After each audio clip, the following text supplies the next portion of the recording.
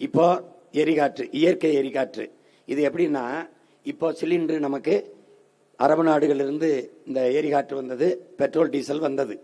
இப்போ America Iran போர்ல நமக்கு எரிகாற்று இந்த சிலிண்டர் தட்டுப்பாடு வந்துருச்சு எரிகாற்று ஊர்ல. இப்ப நம்ம என்ன செய்யறோம், இந்த மீத்தேன் ஈத்தேன் இந்த பயோகேஸ் இதுல இருந்து எடுக்கிறான், அதை நிறுத்திடுறோம். ஏன்னா நம்ம பூமி தானி ஈரக்குலைய இதயத்தை அறுத்து எடுக்கிறத நிறுத்திடுறோம். அதனால நிலத்தடி நஞ்சாயிருது, நிலம் நஞ்சாயிருது.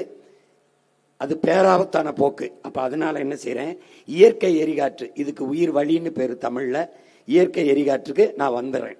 எப்படி வர்றேன்னா, ஆடு மாட்டு கழிவு, பன்னி கழிவு, கழுத கழிவு, கோழி கழிவு, மக்கிய இலைதலை கழிவு, இது எல்லாத்தையும் எடுத்துக்கிட்டு போய் 100 ஏக்கர் 200 ஏக்கர் 300 ஏக்கர்ல குப்பை கடங்க செய்யறேன். அந்த குப்பை கடங்குல இதை கொண்டு கொட்டி அங்க இருந்து பயோகேஸ்ங்கிற இந்த எரிகாற்றை தயாரிக்கிறேன். அப்ப மீத்தேன் ஈத்தேன் எனக்கு தேவைப்படாது. எடுத்து எத்தனை லட்சம் டன் வேணாலும் நான் அதில் தயாரிச்சுக்க முடியும். தயாரிச்சுக்க என் மக்களுக்கு இலவசமாக தரமாட்டேன், தடையின்றி கொடுப்பேன், எல்லாருக்கும் கொடுப்பேன். என் மக்களுக்கு போக மீதிய பிற மாநிலத்திற்கு பிற நாட்டுக்கு ஏற்றுமதி செய்வேன். இந்த உற்பத்தியில எந்த இடையூறும் இல்லை. பூமி தாய்க்கோ காற்றுக்கோ நீருக்கோ எந்த சேதாரமும் இல்லை. எல்லார் வீட்டுக்கும் தடையின்றி உரிய விலைக்கு அந்த உற்பத்தி செய்யறதுக்கு எனக்கு ஒரு செலவாகுதுல, அந்த நிர்வாகத்துக்கு அங்க பணி செய்யற பிள்ளைக்கு சம்பளம் கொடுக்கணும்ல, அந்த செலவை எடுத்துக்கிட்டு என் மக்களுக்கு உரிய கட்டணத்தில். இந்த பாரு, நான் சொல்றது நீ நம்ப மாட்ட. அதிலே எழுதும் போது என் அண்ணன் சீமான் சொன்ன பயோகேஸ்ன்னு சொல்லியிருக்கான். ஒரு தங்கச்சி தன் வீட்டில் தயாரிக்குது, அதை வெளியிட்டவனே என்ன சொல்றான், எங்க அண்ணன் சொல்ற பயோகேஸ், அதாவது இந்த சிலிண்டர் இந்த மாதிரி எப்படி தயாரிக்குது பாரு.